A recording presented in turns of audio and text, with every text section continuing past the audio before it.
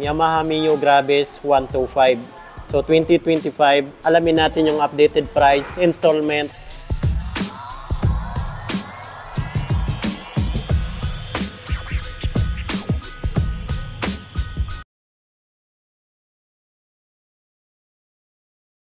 What's up mga idol, Chris Ride Motovlog nga po pala. For today's, nandito ngayon tayo sa Yamaha Tres Shop, Premium Corporation, General Santos City. So for today's, meron po tayo ditong Yamaha Mio Gravis 125. So 2025, alamin natin yung updated price, installment, at bigyan natin ng quick review. Napakarami po kasi nagpapa-inquire sa akin ng motor na to. Kulay at decals lang din naman yung nabago dito. Pero napakaganda kasi mas pinababa yung presyo nito mga idol. Pagdating naman po sa makina nito, naka 4-stroke, 2-valve, single overhead cam at ang cooling system po nito ay air-cooled. So air-cooled po yung nagpapalamig ng kanyang makina. Pagdating naman po sa looks niya, ayan, napaka-aggressive ng design niya mga idol. Pagdating naman sa headlight nito, lahat po ito naka-LED na, ayan, naka-LED na po yan. So ito naman po yung daytime running lights niya, itong kulay blue dito. Pagdating naman po sa signal light, naka-halogen bulb pa rin po yan, pero nasa taas po yan mga idol, ayan po. So ito po yung signal light niya.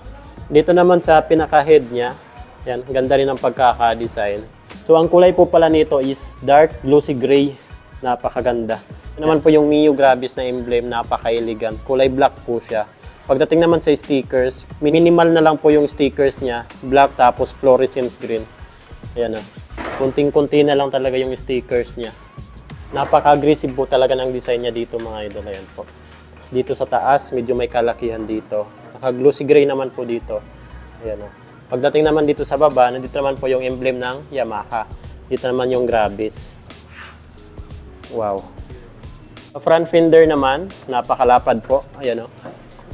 Makapal po sa na plastic. Maganda rin yung pagkaka-design. Ayan o. Malapad siya, parang isang dangkal.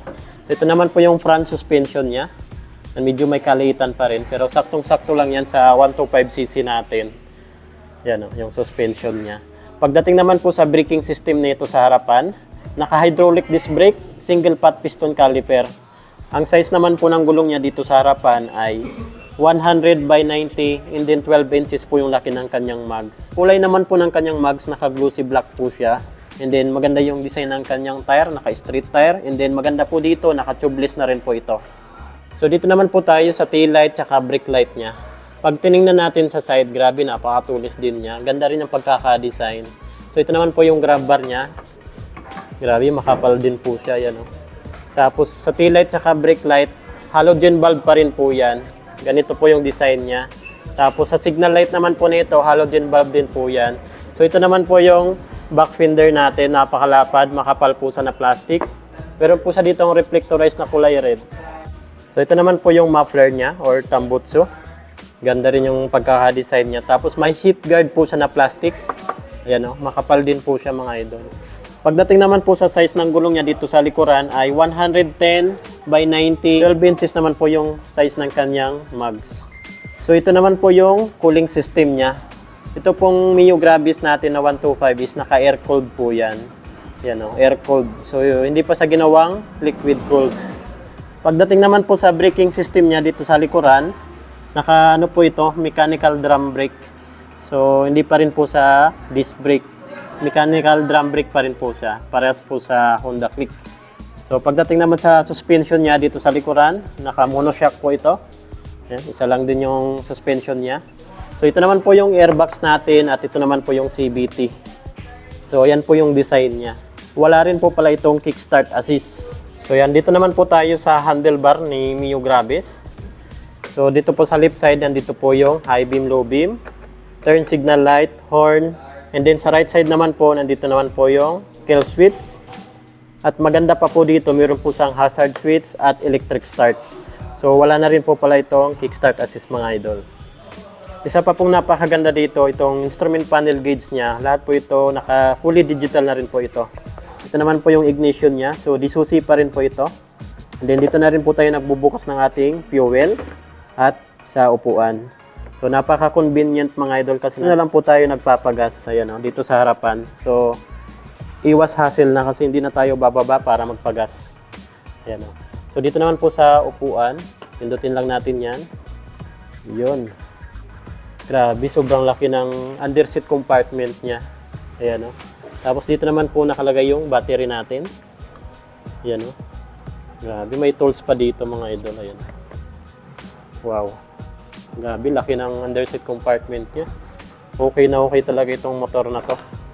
Pagdating naman po sa upuan, malapad na po dito kasi napakalambot niya. Siyempre, pagdating sa praktikalan, maganda po dito kasi dito po sa legroom niya, dito natin ilalagay yung mga pinamili natin sa palengke or mga box. So marami pa tayong malalagay dyan. Ayan, o. Itong gulay board kung tawagin.